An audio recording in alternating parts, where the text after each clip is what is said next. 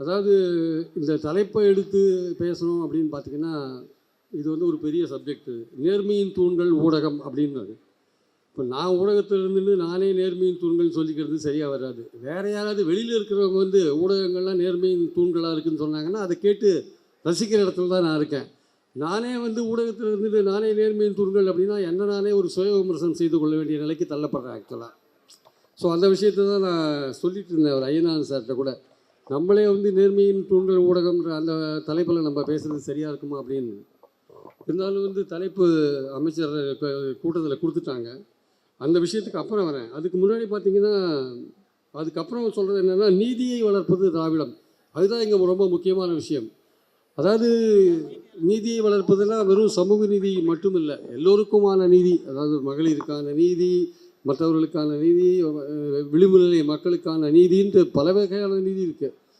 ஆனால் திராவிடம் என்னாலே நம்ம சமூக நீதியோடு அதை ஒப்பிட்டு பார்க்குற ஒரு இது தான் இருக்குது. அதுவும் நம்ம நின்றுருக்கிற இந்த பகுதி வந்து சமூக நீதிக்கான ஒரு ஆரம்பமான கூட வச்சுக்கலாம். அதாவது கிட்டத்தட்ட ஒரு 108 வருஷத்துக்கு முன்னாடி இதே ஸ்பட்டாங் ரோட்டில் தான் நீதி கட்சியை துவங்கிய தலைவர்களில் ஒருவரான டிஎம் நாயர் வந்து ஒரு பேச்சு அவர் பேசுகிறாரு, ஒரு பெரிய மாநாட்டில் பேசுகிறார்.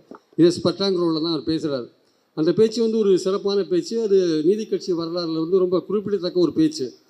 அதில் தான் அவர் சொல்கிறார், எப்படி வந்து பிறப்பால் ஜாதியால் ஒரு ஏற்றத்தாழ்வுகள் செய்யப்பட்டு ஒதுக்கப்பட்டு ஓரங்கட்டப்பட்டு இருக்குது, ஒரு பெரிய ஒரு கூட்டம் ஓரங்கட்டப்பட்டு இருக்குது, அவர்களை எப்படி கல்வி ரீதியாக வந்து முன்னேறி தூக்கி விடுறதுக்கு அப்படின்ற ஒரு விஷயம், சமூக ரீதியாக எப்படி தூக்கி விடுறது அப்படின்ற விஷயத்தில் நீதி கட்சி தலைவர்கள் அன்றைக்கி இதே ஸ்பட்டாங் ரோட்டில் தான் அவங்க 1917 வருஷம் கூட்டம் போட்டு பேசியிருக்காங்க. அதுக்கப்புறம் 1921 வருஷம் அவங்க வந்து ஆட்சிக்கு வராங்க. வந்தவுடனே அவங்க செஞ்ச முதல் காரியம் என்னென்னா, பெண்களுக்கான வாக்குரிமை. ஸோ இன்றைக்கி கிட்டத்தட்ட 108 வருஷத்துக்கு முன்னாடியே திமுகவின் மூத்த இயக்கமான முன்னோடிகளில் ஒரு கட்சியான நீதி கட்சி பெண்களுக்கான வாக்குரிமை முதலில் கொடுத்ததை பார்த்தோம். அதே மாதிரியா வேலைவாய்ப்பு மற்ற விஷயங்கள், இடஒதுக்கீடு போன்ற விஷயங்கள்லாம் பார்த்தோம். அந்த இது வந்து அப்படியே வந்து நீதி கட்சி வழியாக, சுயமரியாதை இயக்கம் வழியாக, திராவிட இயக்கம் வழியாக, திமுக வழியாக இந்த வந்து சமூக நீதி என்ற விஷயம் வந்து இன்றைக்கு முக்கியமான இந்திய அளவில் வந்து சமூக நீதி என்றாலே அது திராவிடம் சம்மந்தப்பட்ட ஒரு விஷயம் என்கிற ஒரு பேச்சு இங்கே வந்திருக்கிறத நம்ம பார்க்குறோம் நம்ம. ஸோ அந்த அடிப்படையில் இன்றைக்கி பார்த்திங்கன்னா, கலைஞர் காலத்திலே சட்டநாதன் கமிஷன் போட்டு 31%, 25% இருந்த ஓபிசிக்கான இடஒதுக்கீடு 32% மாறினதை பார்த்தோம். அதே மாதிரி மாணவர்களெல்லாம் வந்து கல்விக்கான ஒரு முன்னுரிமை கொடுக்குற விஷயங்கள் இன்றைக்கி நடக்கிற ஆட்சியோடு நம்ம ஒப்பிட்டு பார்க்கணும். ஆக்சுவலாக வந்து இன்றைக்கி வந்து பல விதங்களில் வந்து கல்விக்கான விஷயங்கள் நடந்துட்டுருக்கிறத நம்ம பார்க்குறோம். தமிழ் புதல்வன் திட்டத்தில் வந்து 1000 ரூபாய் கொடுக்குறாங்க கல்லூரி போகிற மாணவர்களுக்கு. அதை வந்து மற்றபடி வந்து கல்லூரி அரசு பள்ளியில் படித்து கல்லூரி சேர்ந்த பெண்களுக்கு மாதம் 1000 ரூபாய் புதுமை பெண் திட்டத்தில் கொடுக்குறத நம்ம பார்க்குறோம். அதே மாதிரி தொழிற்கல்வி படிக்கிறவங்களுக்கெல்லாம் அரசே வந்து ஃபீஸ் கட்டுறதெல்லாம் பார்க்குறோம். அதே மாதிரி உயர்கல்வி நிறுவனங்களில் படிக்கிறவங்கள வந்து என்கரேஜ் பண்ணுற விதமாக அந்த ஃபீஸ் கட்டுற விஷயங்கள்லாம் கூட இந்த ஸ்டாலின் அவர்களோட ஆட்சியில் நடக்கிறத நம்ம பார்க்குறோம். இப்போ எனக்கு முன்னாடி பேசுகிற இந்து ராம் சொன்னார், அதாவது வந்து இந்த முதல்வர் வந்து இதுக்கு முன்னாடி இருந்த முதல்வரை விட ஒரு என்டையர்லி வித்தியாசமான முதல்வராக இருக்கார் அப்படின்னார். அது வந்து நிச்சயமாக இந்த பாஜகவில் ஹெச் ராஜா சொன்னார் பார்த்தீங்களா, ஸ்டாலின் இஸ் மோர் டேஞ்சரஸ் தென் கலைஞர் அப்படின்னார்ல. கிட்டத்தட்ட அதுதான். அது டேஞ்சரஸ்னால் வந்து அரசியல் எதிரிகளுக்கு அவர் டேஞ்சரஸாக இருக்கலாம், ஆனால் அவருடைய அரசியல் நடவடிக்கைகள் இருக்குல்ல, அதில் வந்து கலைஞருக்கு இவருக்குமே நிறையா வித்தியாசம் இருக்குது. இப்போ சமீபத்தில் நடந்த பல விஷயங்கள் இருக்குது இல்லையா, இந்த காங்கிரஸ் வந்து எப்படி கூட்டணியில் இருக்காதா, அது கூட்டணியில் இருந்து போயிடாதா, அப்புறம் அந்த காங்கிரஸ் கட்சியிலேருந்து பல பேர் பேசின பல விஷயங்கள்லாம் நம்ம பெரிய பரபரப்பாக செய்திகள் அடிபட்டு இருக்கிற சூழலில் முதல்வர் காட்டின அந்த விவேகம் இருக்குல்ல, அந்த மௌனம், அந்த விவேகம், அப்புறம் காரியத்தை சாதித்த விஷயம் இருக்குல்ல கடைசியில், அது வந்து ஈவன் கலைஞராக இருந்தால் கூட நடுவில் ஏதாவது பேசிட்டு போகிறோன்னு எனக்கு ஒரு சந்தேகம் இருக்குது. இவர் வந்து ரொம்ப ரொம்ப ரொம்ப மௌனமாக காரியத்தை நோக்கி கரெக்டாக போயிட்டு எந்த இடத்துலையுமே வந்து எங்கேயுமே ஸ்லிப் ஆகாத கரெக்டாக எடுத்துகிட்டு போயிட்டு காரியத்தை முடிக்கிறார் பாருங்கள். இது வந்து இந்த ஒரு பாங்கு இருக்குல்ல, அது வந்து இந்துராம் அவர்கள் சொன்ன மாதிரி பார்த்திங்கன்னா, இதுக்கு முன்னாடி இருந்த முதல்வர்களோட கொஞ்சம் வித்தியாசமான ஒரு பாங்கு, அதாவது ஒரு பாணின்னு கூட சொல்லலாம் ஆக்சுவலாக வந்து. ஸோ அந்த அளவில் பார்க்கும்போது வந்து ஒரு வித்தியாசமான முதல்வராக இருக்கார். பலவிதமான திட்டங்களை வந்து, அதாவது எல்லாருமே யோசிச்சுட்டு இருக்கிற ஒரு சமயத்தில் திடீர்னு 5000 ரூபாய் எல்லா மகளிருக்கும் கொடுத்த உரிமை மகளிருக்குலாம் 5000 ரூபாய் கொடுக்குற விஷயம் எல்லாருக்கும் எதிர்கட்சியில் இருக்க எல்லாருக்கும் வயத்தை கலைக்கிற ஒரு விஷயமா போயிடுச்சு. ஆக்சுவலாக மகளிருக்கு கொண்டாட்டமான ஒரு விஷயமா போச்சு. ஸோ அந்த மாதிரி அதுக்கப்புறம் பார்த்தீங்கன்னா அதிரடிக்கு மேலே அதிரடியாக மாற்றுத்திறனாளிகள் மற்றவர்களுக்கெல்லாம் ஒரு 40 லட்சம் பேருக்கு 2000 ரூபாய் கொடுக்குற விஷயம். இல்லை, தேர்தலை நோக்கி போகும்போது பயங்கரமாக இருக்கே. இது மாதிரி முதல்வர் வாரி வாரி விட்டுருக்காரு. ஒரு யூகிக்கவே முடியல எந்த ஸ்ட்ராட்டஜி அவர் கையில் எடுப்பார். 21 கட்சிகள் இன்றைக்கி திமுகவில் கூட்டணியில் இருக்காங்க. 21 கட்சிகள் இருக்காங்க இன்றைக்கி கூட்டணியில்.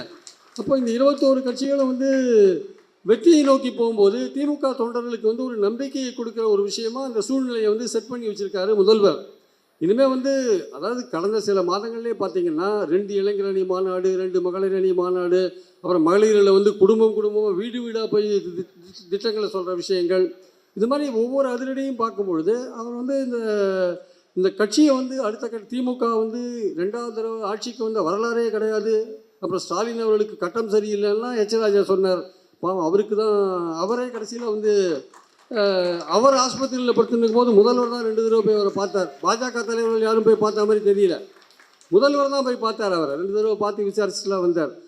அது மாதிரி கட்டம் சரியில்லைன்னா கூட கட்டத்தை மாற்றுற அளவுக்கு தான் முதல்வர் இன்றைக்கி இருக்கிறத நம்ம பார்க்குறோம். நம்ம அதாவது விதியை மதியால் வெல்லலாம்ன்றாங்கல்ல, அந்த இடத்துல தான் அவர் போய் நிற்கிறார். அதனால் திமுக 2வது முறையாக ஆட்சிக்கு வரல அப்படின்னா, இந்த ஆட்சிக்கு வரலன்னு சொல்கிறது அந்த பாயிண்ட்டே தப்பு.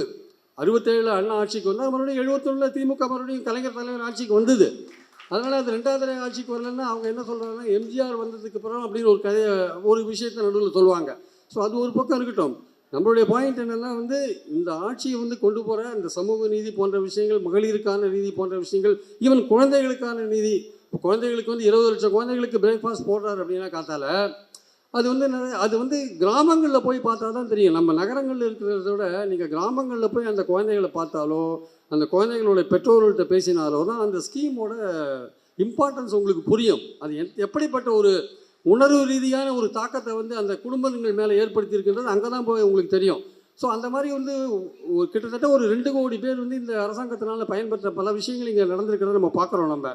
ஸோ அந்த அடிப்படையில் பார்க்கும்போது அந்த நீதி கட்சி ஆரம்பித்து சுயமரியாதை இயக்கம், திராவிடர் கழகம், திமுக இந்த அந்த வரிசையில் பார்க்கும்பொழுது கிட்டத்தட்ட இந்த திராவிடியன் மாடல் ஆஃப் கவர்மெண்ட் அப்படின்ற ஒரு விஷயத்தை வந்து முதல்வர் எடுத்து செய்யும்போது பார்க்கும்பொழுது நிச்சயமாக சொல்கிறோம். இது வந்து குஜராத் மாடல்னாங்க, ஒரு காலத்தில் கேரளா மாடல்லாம் சொன்னாங்க.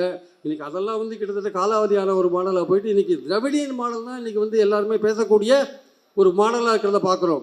ஸோ இந்த திராவிடியன் மாடல் கவர்மெண்ட் வந்து சமூக நீதிக்கு கொடுக்குற முக்கியத்துவம், எல்லோருக்கும் எல்லாம், அனைவருக்கும் அனைத்தும் அப்படின்ற ஒரு விஷயந்தான் முக்கியம். எல்லோரும் சமம் அப்படின்ற ஒரு விஷயந்தான் முக்கியம். இந்த 3த்தில் தான் வந்து தமிழ்நாட்டை தலைகுனியை விட மாட்டோம்ன்ற ஒரு விஷயத்தில் வந்து ஒரு காயின் பண்ணி அந்த வேர்ட்ஸ் எல்லாம் கரெக்டாக காயின் பண்ணி அதுக்கேற்ற ஒரு நடவடிக்கைகள் எடுக்கிறது மூலமாக இந்த சமூக நீதி போன்ற விஷயங்களாகட்டும், அல்லது மகளிருக்கான திட்டங்களாகட்டும், இல்லை தொழில் வளர்ச்சி போன்ற விஷயங்களாகட்டும், இதெல்லாம் ஒரு அடுத்த கட்டத்துக்கு எடுத்துகிட்டு போகிற ஒரு அந்த சுச்சுவேஷன் தான் கொண்டு எலெக்ஷன் நோக்கி போகும்போது முதல்வர் அவர்கள் வந்து இங்கே கொண்டு வச்சிருக்காருன்றதை நம்ம பார்க்குறோம். அதனால் வந்து இப்போ 73வது பிறந்தநாள் இப்போ சமீபத்தில் தான் அவருக்கு நடந்தது. அவருக்கு என்னுடைய வாழ்த்துக்களை தெரிவித்துக் கொள்கிறேன். இந்த ஊடகங்களை பற்றி வந்து நாங்களே பேசுகிறது சரியில்லை.